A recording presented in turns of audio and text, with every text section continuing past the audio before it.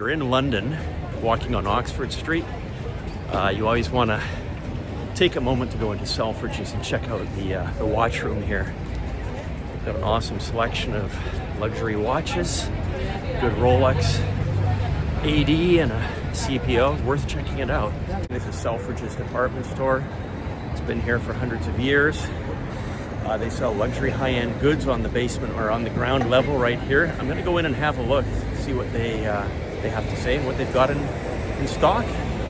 The Rolex boutique itself was quite stuffy, so I really didn't spend too much time speaking with them or being there. I spent most of my time at the CPO, so that's where these pictures were taken. This is a group of Oyster Perpetual watches previously owned. You can see they start off at about £6,500 for the watch on the left, and they range up into the high 7s and 8s, even 9,000 for the newer 2019 watch, second to left. So yeah, it's kind of bog standard, I'd say. And here we have a group of post-2010 Air King, Explorer 2, and Milgauss watches.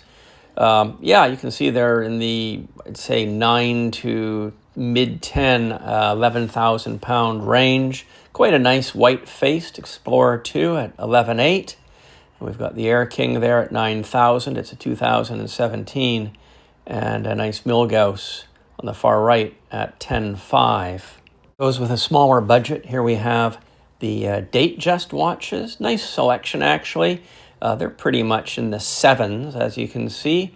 Even the oldest one, I believe, which dates back to the mid-90s, is 7200. I believe it's a two-tone on the far right, but all very nice-looking watches. But again, I would say they are premium price for sure, you know, certainly compared to what you can buy these watches new for, or the equivalent of, I should say, if you could find them at an AD. Another group of Datejusts. Look on the left, 1972 two-tone for £6,500.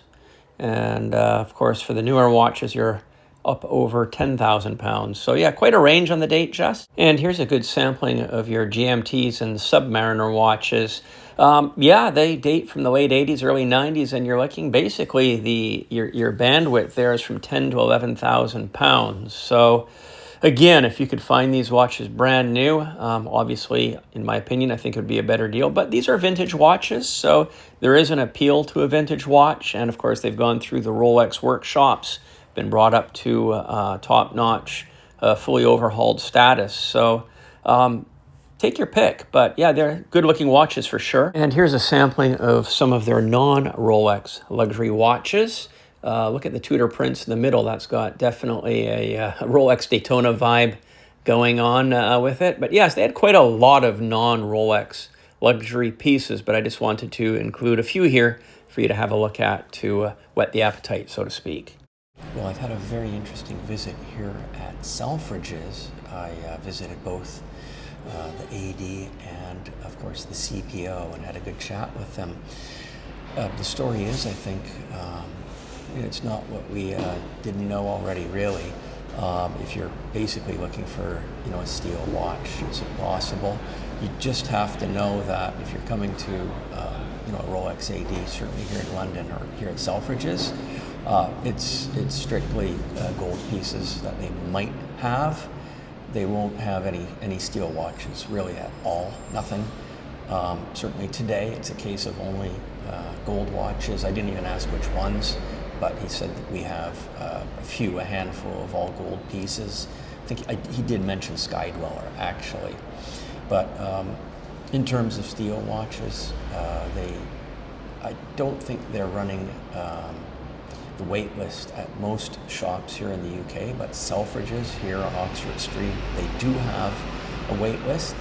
Actually, I was able to see the price difference between the CPO price and if you get it direct from the shop, and it's, I think, about 1,500 or 2,000 more expensive if you want to get, for example, an Air King or a Explorer 2 right now from the CPO. So if you're prepared to wait, apparently it's six months to perhaps a year wait if you want to get an easy to get watch. Again, like an Air King or an Explorer 2, you'll save about £2,000. So that's just how it is. He also said that for, of course, steel model sports models, your subs, your GMTs, not with colored dials, more or less black dials, you're probably looking at a year and a half, 16 to 18 months, something like that. I also asked him what were the chances of for example, what would be the chances of a root beer? And he said that very hard to get. They almost never have them here at Selfridges. So, but if they did, he said in the CPO, you're going to pay about a £4,000 premium on top of the, I think he said £14,000 retail on a two-tone root beer GMT. So that's what the facts are, really. It's just not much different. Steel model watches, not in stock. Have to be lucky if you stumble on one, but if you do find one, it might be easier for an Air King, and maybe to a lesser extent a Explorer 2. So that's it. It's always good to visit Selfridges. I bought my first Rolex here in 1995, two-tone Oyster Perpetual for £2,200. So yeah, it's 30 years ago. It's hard to believe. And seeing what they're selling, the CPO is selling the used watches for now, it's really quite incredible.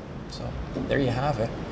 I hope you found the information interesting, but that's what I just found right here, right now, this moment, when I visited the watch shop just around the corner from where I'm sitting here. So that's it. I look forward to my next visit here at Selfridges.